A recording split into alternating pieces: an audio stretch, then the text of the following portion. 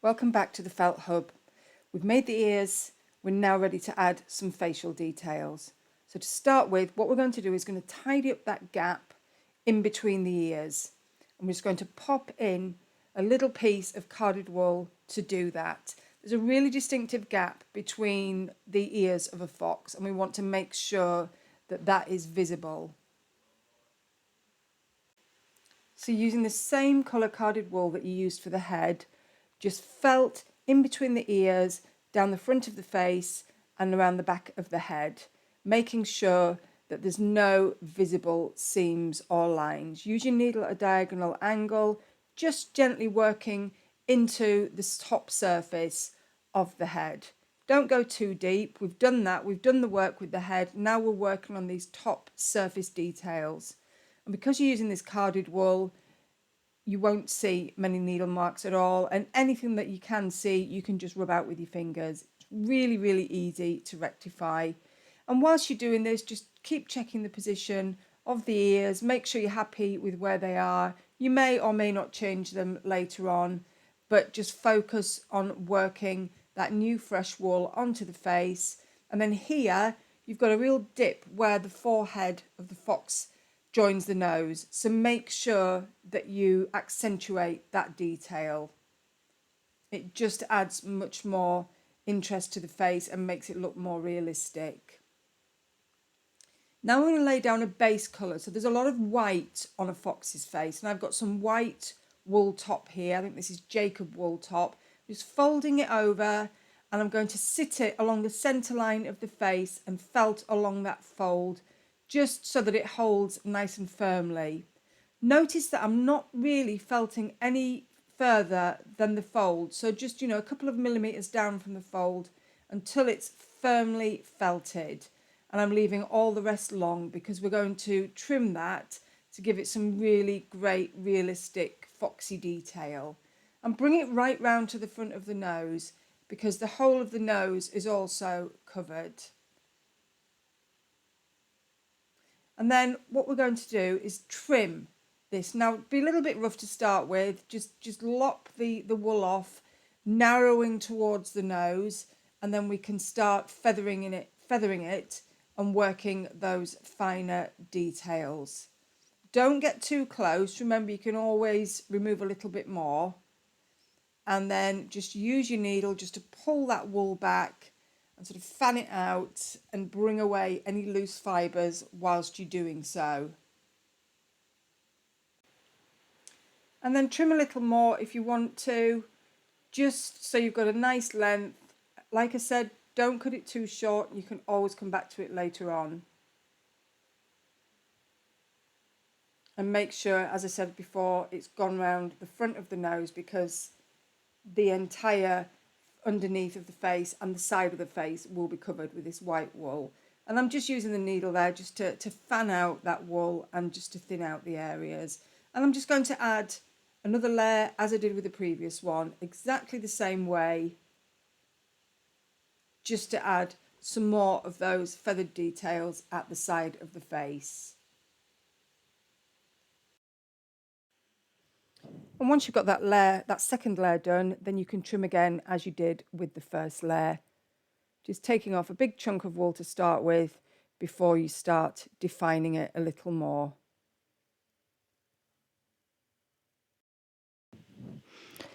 Now we're just going to continue with the white wool, but under the face. So we just fill out and fill in all of that orange wool, just going towards the back of the head, but not around the back of the head. And just keep working that. Don't worry about it being tidy. It's all going to be hidden once you pop it on the body, which is either going to be your armature or just a simple body shape. This works for either of those. And then just go around the front of that nose and make sure that you've tidied it up. You want that wool coming around half the way up the nose, sort of a clear division. Be careful not to squash the nose as well. If you've got a 40 needle, a fine needle, you can use that, but otherwise just continue using your 38. Work diagonally, and as you can see, that's really starting to take shape now. I've got a bit of a bald spot here, so I'll just fan it out and I'll just come back to that later on and block it in. It won't be seen, but we'll cover that bit up just in case. And again, I'm just working that wool in under the chin just to make sure it's nice and tidy. And as you can see, I'm going in diagonally with that needle. Again, we're just doing surface work here. If we start going in too deep, then we're going to miss the wool that we're actually trying to work on. And any wispy loose bits, just get a pair of scissors and trim close to the wool, but be careful not to cut out any chunks. If you do, just replace it. It's fine. And then we're ready to add the nose. It's a really simple shape, the nose. People get a little bit worried when adding the nose about getting the perfect shape, but it's really, really simple. And also, because you're working with such a small piece of wool, just take it off if it's not right and start again. I've got a tiny piece of dark or black wool here, and I'm just rolling it in between my fingers until it sort of resembles a little seed shape. And then I'm going to put that long flat edge along the top. Hold with your finger. It's fiddly, but it's not difficult. And then just poke it until it's actually attached to the nose, and then you can start to shape it. And you're looking at a V shape. That's what you're aiming for, a really rough V shape, but more curves, not as defined as a V shape. Aim for that to start with, and that should help you to get that shape just as you need it. And what you don't want is a lumpy nose, so make sure you look at it from the top down and make sure there's no lumpy bits. It wants to be nice and flat. And just keep working that until you're happy with it. Again, as with the ears and all the other details, you might come back later on, but don't overwork it. You don't want to squash that nose. And that's where a fine needle can come in handy when you're doing this. But if that head's really firmly felted, it won't be a problem. So if you've really felted that head nice and firmly, as you did in the previous video, then you can use a 38 star for the entire project. It will work just as well. But you've got to make sure that the head is firm. You've got a nice firm base to work on. It makes all the difference. I'm just going to pop a little bit more on here. Again, you can always add more. So start with less than you think you need. I think that nose just needed bringing back up a little bit. It was just sitting too low down, and the shape wasn't quite as defined as I wanted it to be. It's a little bit softer now. I'm just going to trim off those wisps. Like I say, don't spend ages trying to felt in those little bits that are sticking out. Just trim them off with a pair of scissors. It's much quicker, and again, keeps your shape nice. I'm really pleased with how that's looking now. And I am ready to start adding the all-important eyes. Now, don't be nervous about this part at all. It's really, really simple. It's a case of 3 simple shapes and then just adding some detail to really add some realism. So this is where we're going to be popping our eyes. And the first thing we're going to do is just create a little crater so we can pop our colour in. And do that on both sides of the face. Just a little indentation, just so you can see where you're popping the wool. And use a photograph of a fox for reference. Really helps so you can get the eye position correct. I'm using a lighter wool here. It looks a bit zingy, but I promise you, once you've got all the details on, it's exactly the colour really that you need. You need something brighter that's visible, that's going to pop a little bit. And I'm just rolling a tiny piece in my hands. Again, simple seed shape. And I'm going to pop that on the face, but I've got a little bit too much there, so I'm just going to peel a bit off. Again, just roll it. And all you're doing here is just kind of matting it together a little bit. You could just put it straight onto the eye loose. It really wouldn't matter. And then just start poking in. I'm using a 40 triangular fine needle here, but again, as I said previously, you don't need to. If the face is nice and firm, 38 works just fine. And then once you've kind of got it in place, you can twist the position with your fingers, as you've seen me just do. When you put them on, you might find that they're a little bit up towards the head and they need to be turned out towards the side of the face. And that's the great thing about working with wool, is that you can actually reposition things with your fingers, even eyes. So I've gone to the other side, I'm doing exactly the same thing. Just popped a little bit of that bright wool in, which is going to be the eyeball, basically. And then just flatten that down. And creating those little sort of craters helps to fill in those gaps with wool. So you've got a proper position for where the eyes are. You've really just got to take your time with this. I'm just going to turn that again. And that's looking better. Instead of having those eyes going the length of the face, they're actually turned out towards the side. And then what's really important here is that dark outline. Foxes have a really dark outline, and this is where you create that oval shape. So don't necessarily try and create an oval shape with that light coloured wool that you started with. You can create the oval shape with the dark wool. Eyeballs are round, they're not oval shaped. So if you haven't achieved that, don't worry about it. You will when you add this dark wool. And I've got a pure black wool here that I'm using, but a very dark brown will work just as well. This is Blueface Leicester, and this is a pure black wool top that I'm using. Wool tops work well for this because they don't break. So carded wool are much shorter fibres. That's why I use the wool tops for the side of the face, because you get those lovely long lengths to create those nice long wisps. And then just work around that outline. It looks really dark at the moment, but we are actually going to put an eyelid on. I'm going to show you how easy that is. So don't worry about that. Just get this black outline done, like a thick eyeliner. And then the trick is getting the other side the same. And that's where it takes the time. So go and work on the other side until they're more or less the same. They don't have to be perfect. And again, a little twist with your fingers just to turn those out, make sure they're in the right position. And then we're going to work on the centre of the eye now, the pupil. Tiny piece of wool. Smaller than that probably. Yeah, I'm gonna take a bit off there. You really just need a tiny piece of wool. You can always add a little bit more in, but start small. And foxes have almost a straight line going down the centre of the eye, which is what we're roughly aiming for. And again, I'm using a 40 triangle here, but a 38 star is just as good. 38 stars are a good all-rounder.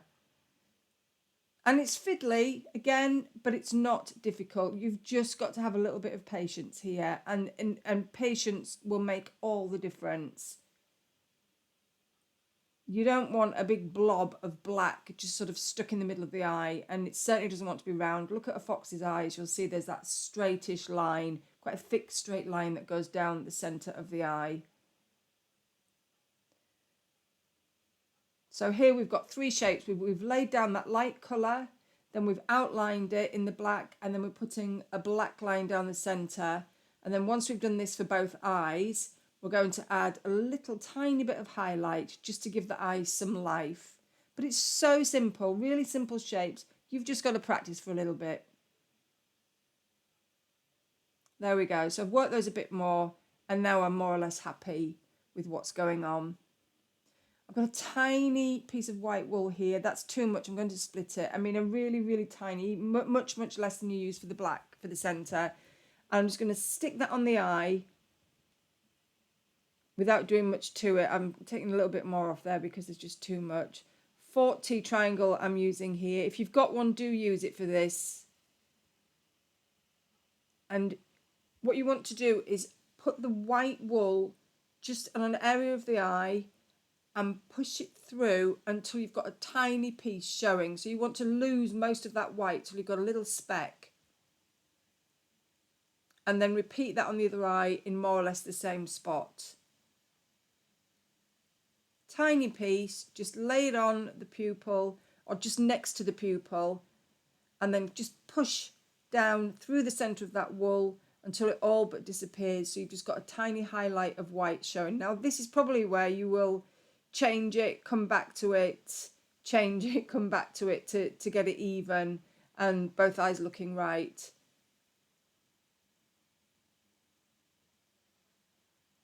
I know it took me a while to get the second eye the same as the first. It looked a bit cross-eyed to start with, but you know, you've just got to keep working at it. And even when you've been felting a while, it doesn't happen every time, quite often not. So what I want to do now is I want to add some height to the face and some dimension. And doing this is the easiest thing to do, is to add an eyebrow. So I'm blending some of that bright orange and that I use for the eye, and then some of that darker orange that I use for the head. And again, I'm just rolling that in between my fingers just to gently mat it and create a seed shape again. It's amazing how many times you use this seed shape. Lay it on top of the eye, hold with one finger and felt with the other, and then come across and felt at the bottom of the eye, and then work along the middle until it's firmly felted on, but make sure you don't flatten it. Remember, this is giving the eye dimension. And this makes such a difference, and it's such an easy thing to do. It's one of my sort of top hacks for adding some really lifelike dimension. Can you see that there? What a difference that's made. And then we're just going to do the same for the other eye. And then once you've done both eyes, as you can see there, I'm just going to turn that so you can see it. It's made such a difference, and those eyes have really come to life now.